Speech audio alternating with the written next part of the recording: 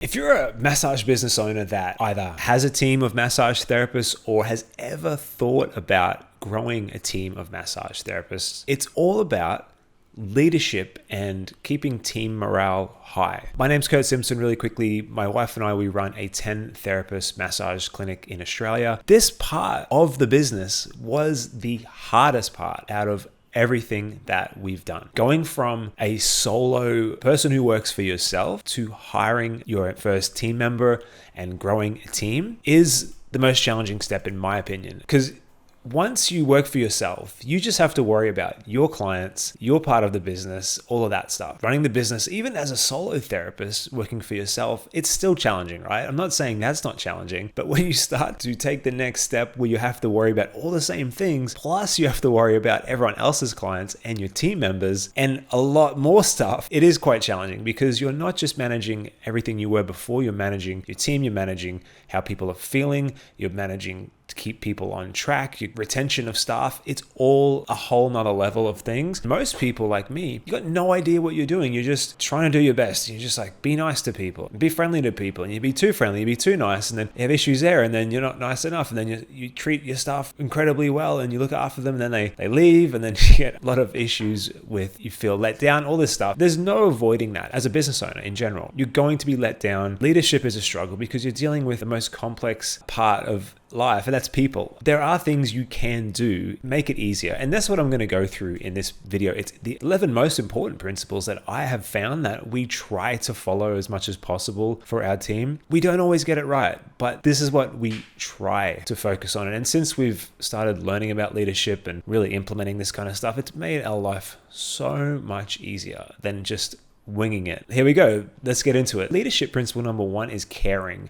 So caring, being empathetic, and trying to understand why people do what they do and being nice. A lot of these things are going to be very, very obvious, right? Like, how many times have you been in a job and you didn't like your boss? You didn't think they cared. I mean, it might seem simple that we have to care, but a lot of people don't, okay? A lot of bosses don't, a lot of companies don't really care.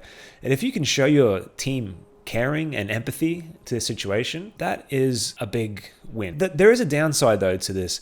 And like with any of these things, if you go too far with things, it also doesn't work. If you're too caring, I've found, too caring, too friendly, sometimes you get taken advantage of. You have to be caring, you have to be empathetic and understand why people do what they do, because people are out for their own best interests. And that is the same with team members, and that is the same with business owners, okay? But as a business owner, being out for your own self-interest, you have to look after your team, because without a happy team with good retention, you don't have a business. If you're a business owner, these things are in your best interest as well to be caring, because if people don't think you care, then they're not going to care about you and your business and they're going to leave. So number 1's caring and empathy. That could be with financial issues or personal issues or sickness or anything like that, or just how people are feeling. Number 2 is high standards. You have to set high standards in your business for a few reasons. Number 1, team members, they want to work for a place. Well, good team members, great therapists, and anyone in your team, they want to be proud of where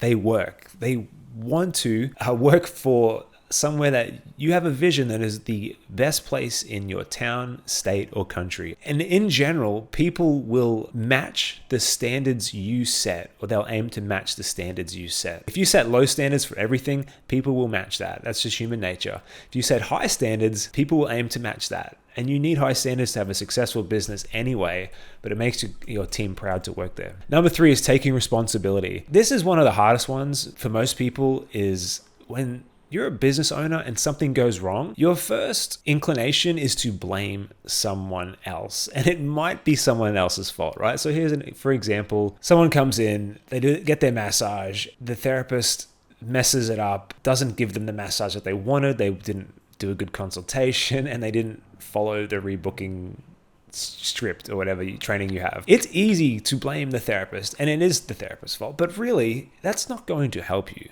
If you are a massage business owner, the buck stops with you.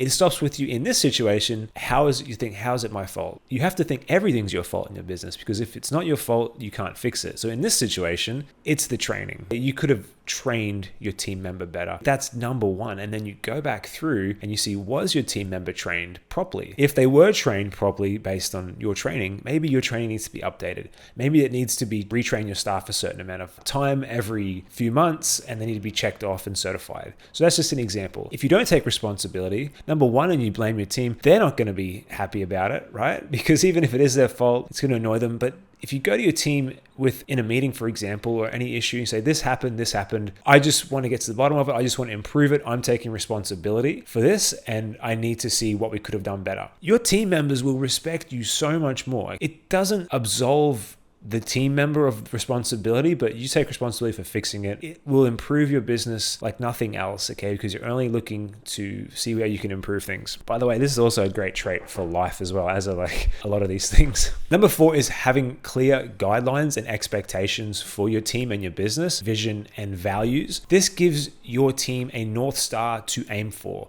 You need to set a mission. This is where we're going, a vision. This is what we want to see for the future, and values, all very important. Because if you have a mission that is customer focused and customer centric and all about giving your clients the best service possible, that's your mission and vision, then every decision you make and every action in your business, you can relate that back to that mission. So if you need to make changes in how your services are delivered, in how your consultation is done, and how your customer service is delivered, and people complain they have to do more work, and you can say, this is the mission of our business. It's all about our clients. They can't really argue with you because they agree with the mission when they come to work for you. That has been one of the most powerful things that we've done, and a mindset shift, because you set the mission, vision, values, your team agrees to buy into them. They agree to stay in alignment with that or work towards that. You're not just making changes for change's sake.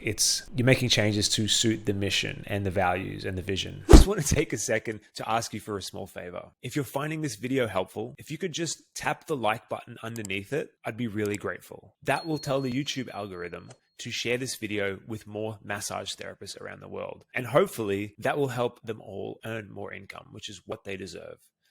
Thanks for helping. Number 5, giving team members personal responsibility and not micromanaging. Sometimes this is great, but at first you're going to have them make mistakes. They cannot get in trouble if you give them a task and you get them to do it and they make some mistakes. You have to let them make some mistakes. And let's see why you made those mistakes. Okay, I wanted you to do this job. I gave you this personal autonomy. You obviously weren't clear on this, or you weren't clear on the mission, or you weren't clear in the training. And then you fix that, and then you don't take those jobs off your team. You let them do it, but you fix and you stop the problems from happening again. I hope you see how that works. Otherwise, if you are micromanaging everyone and you have a large team like we do, we have 10 therapists and also front desk staff, cannot micromanage every little thing. You'll go crazy as a business owner. You have to give your team autonomy, and it not only works out better for your mental health, but your team members feel empowered and they will want to stay working for you because they want to have responsibility. Everyone wants to feel a bit important, is another benefit for this. Number 6 is open and regular communication, especially one-on-one time with each team member and also in group meetings. This goes without saying, in any relationship, communication is critical, and having that open communication, because team member might not be happy. You don't even know it. I'm sure, how many jobs has everyone left? You leave jobs because most of the time you have a problem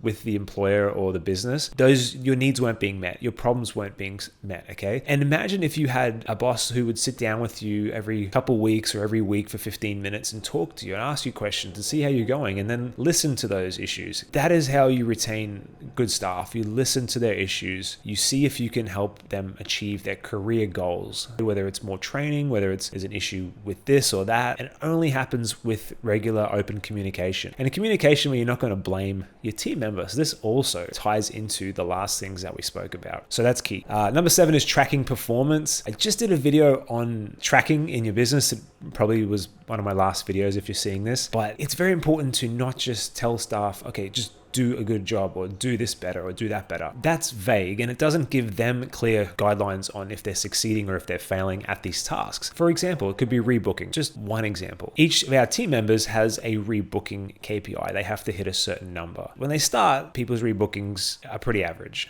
And then over time, we train and train and train, and that rebookings go up. And if someone's rebookings aren't going up, no matter how much training we're putting on them, and we can't help them, then maybe they're not a good fit for our business, and we need to get someone in who can rebook. Because rebooking and having a high rebooking rate is critical for our mission statement for giving our clients the best service and results. So that clients need to come back multiple times to get those results. So see how it all ties in. What gets measured gets managed and improved. It's not only critical for the business, it's critical for the team to see how they're performing. And you can align these figures with their KPIs and bonuses as well. Number 8 is meetups outside of work. We aim to do these 2, 3, 4 times a year. Sometimes it doesn't work because everyone's busy at certain times, but always Christmas for us, and at least the other couple times during the year. Everyone's busy, but you just organize these and you get to meet people outside work because everyone kind of sees each other at work and they like small talk and they say hello to each other, but everyone's busy. Your team gets to see you on a human level outside,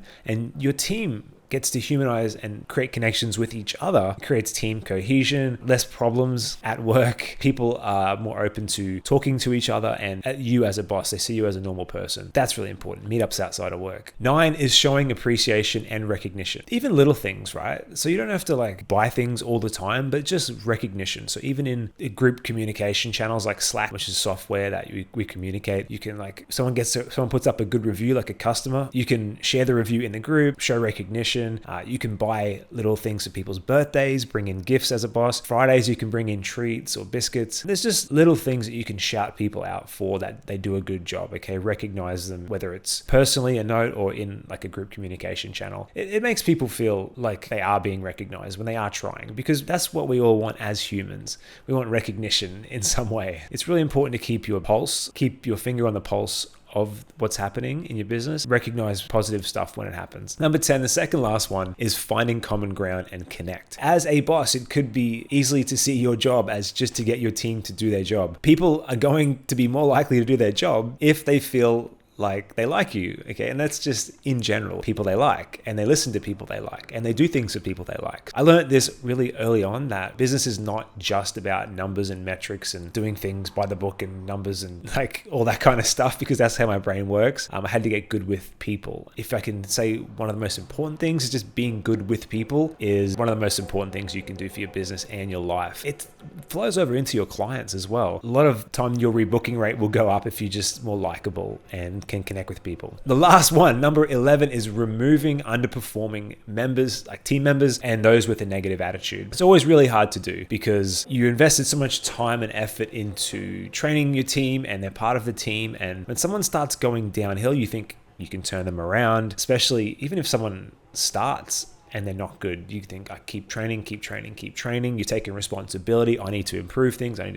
At a certain point, you cannot turn people around. You have to realize when at a certain point, you have to take responsibility that you are the problem in keeping this person around. You've done everything you can to keep them, everything you can to make them happy, to improve their training. And when someone goes downhill and they don't want to be at work, they are going to bring other people down. They're going to start talking negativity behind people's back, gossiping. You have to cut that out. We aren't very good at this. We have always kept people on too long because my wife is really, really caring and she doesn't want to cause these issues by getting rid of someone, because it's very hard to find someone else who can do the job, and it's so much effort to train people, especially in a small business when you're running everything else. But this is one of the things you have to, in my opinion, get good at: removing underperforming members and those with negative attitude, because it changes the whole team when they're gone. Everyone performs better and happier. There you go. That's the 11. If you feel like you need to go back and read this, save this video, whatever, these things have all helped us massively. If you have a team or you're looking to grow a team, I